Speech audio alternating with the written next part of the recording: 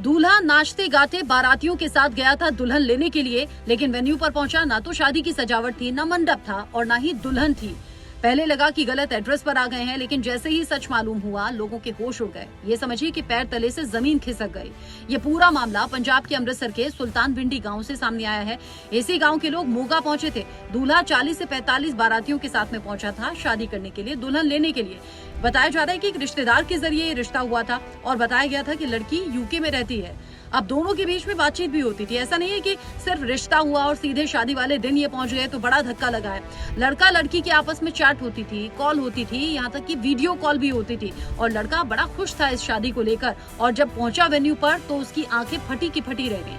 शुरुआत में लगा शायद गलत एड्रेस है, फिर लड़की का फोटो दिखाकर पूछा गया कि क्या इस लड़की को आप जानते हैं आसपास लोगों से। उन्होंने कहा इस तरह की तो कोई लड़की यहाँ नहीं है। एहतियातन जो पड़ोस के गांव थे वहां जाकर भी पूछा गया कि कहीं एड्रेस में कुछ गड़बड़ी तो नहीं हो गई है। आसपास भी लड़की का फोटो दिखाया गया, किसी ने उस लड़की को नहीं पहचाना। धीरे धीरे लोगों को समझ में आ गया था कि उनके साथ बड़ा फ्रॉड हो गया है। जो मैरिज हॉल था उसके मालिक से जब पूछा गया तो उसने भी कहा शादियों की बुकिंग तो यहाँ पर होती है, लेकिन आज के दिन की यहाँ पर कोई बुकिंग नहीं है। यानी धीरे धीरे सच्चाई साफ हो चुकी थी।